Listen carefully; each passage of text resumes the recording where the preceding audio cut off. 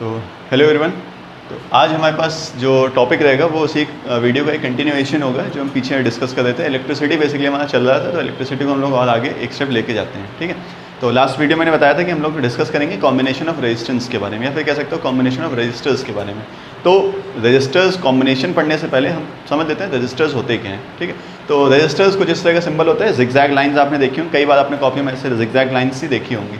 तो जिगजैग जो लाइंस होती हैं यही बेसिकली क्या होती हैं, यही हमारा रजिस्टर का सिंबल होता है। तो रजिस्टर क्या है? रजिस्टर कुछ भी नहीं है, सिर्फ एक डिवाइस है बेसिकली, है ना। तो रजिस्टर क्या है?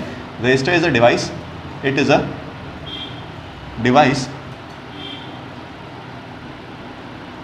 which performs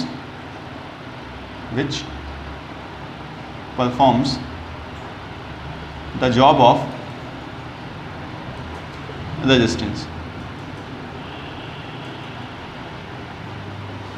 ठीक है, मतलब जो रेजिस्टेंस बनाने का काम होता है वो किसका होता है? रजिस्टर का होता है। तो रजिस्टर करता है क्या? सिंपली एक रेजिस्टेंस जो है उसको एस्टैब्लिश कर देता है आपके सर्किट में। ठीक है, तो हम एक छोटा सा सर्किट यहाँ पे लेने वाले हैं। मैं इससे मतलब जब सर्किट डायग्राम पढ़ेंगे तो सर्किट डायग्राम का पहले हम ब्रीफ एक बता देंगे सर्किट डायग्राम में क्या कुछ चीज़ें आपको देखनी है। लेकिन अभी मैं एक छोटा सा सर्किट डायग्राम लेते हैं, बिल्कुल एक नन्हा सा। तो ये हमारे पास क्या है? एक वायर है, ठीक है, और यहाँ पे हमारे पास कहीं पे ये एक लोड लगा हुआ था। ठीक है, अच्छा, लोड क्या होता है? लोड बेसिकली आपका कोई बल्ब हो सकता है, कोई एसी हो सकता है, बेसिकली कोई अप्लायंस जो कि करंट को कंज्यूम कर रहा हो, तो वो होता है लोड। तो कई बार लोड को रेजिस्टेंस मान लिया जाता है। ठीक है, तो रेजिस्टेंस बेसिकली करता है क्या है? रेजिस्टेंस का काम क्या होता है? करंट को यूज़ करना, करंट को ख़त्म करना।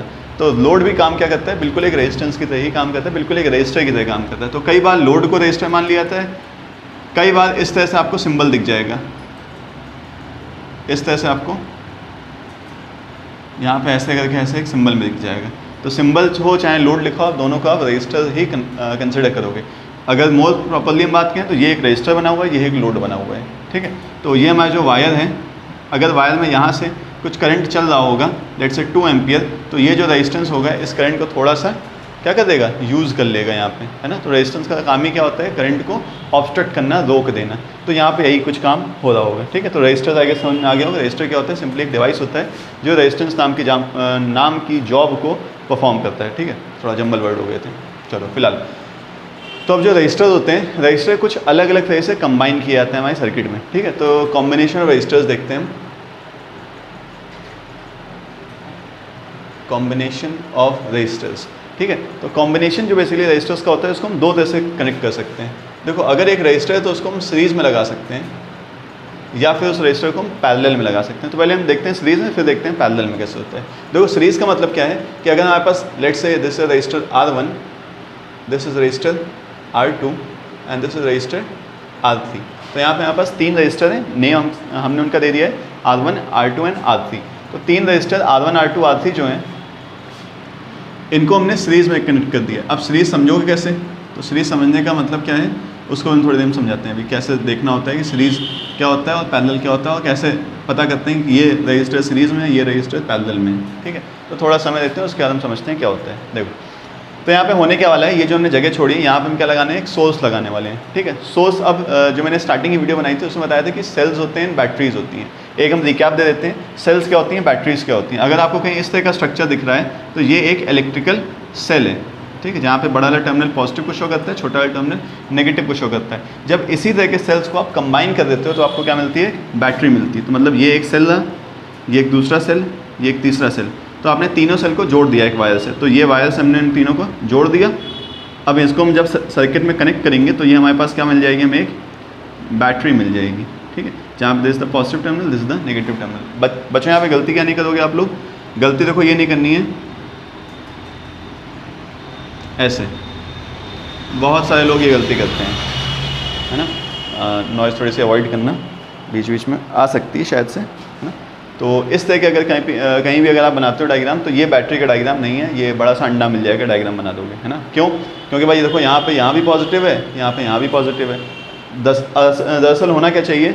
एक तरफ पॉजिटिव होना चाहिए, दूसरी तरफ नेगेटिव होना चाहिए, है ना। तो एक तरफ पॉजिटिव है, दूसरी तरफ नेगेटिव है, तभी हमारा करंट हम लोग का फ्लो होगा। इसको हमने काफ़ी डिटेल में डिस्कस किया था किसमें, जब हमने करंट का मोशन पढ़ा हुआ था, है ना, कि पॉजिटिव से जाते हैं, नेगेटिव से हम लोग के आ रहे होते हैं। तो अगर दोनों तरफ पॉजिटिव होंगे तो करंट जा ही नहीं पाएगा, है ना, कहीं मूव ही नहीं कर पाएगा। इस वजह से दोनों तरफ पॉजिटिव नहीं हो सकते हैं, इधर वे दोनों तरफ नेगेटिव भी नहीं हो सकता है। ठीक है, तो इस तरह का भी नहीं बना सकते हो। इस तरह से भी करके नहीं बना सकते हो, ठीक है।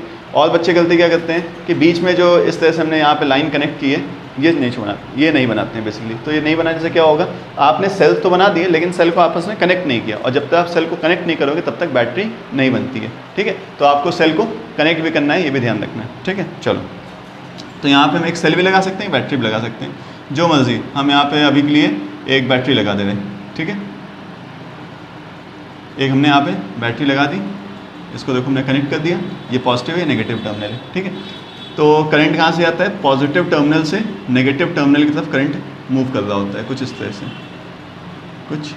से ज़्यादा होता है करंट, ठीक है। करंट कुछ इस तरह से मूव कर रहा होगा, ठीक है।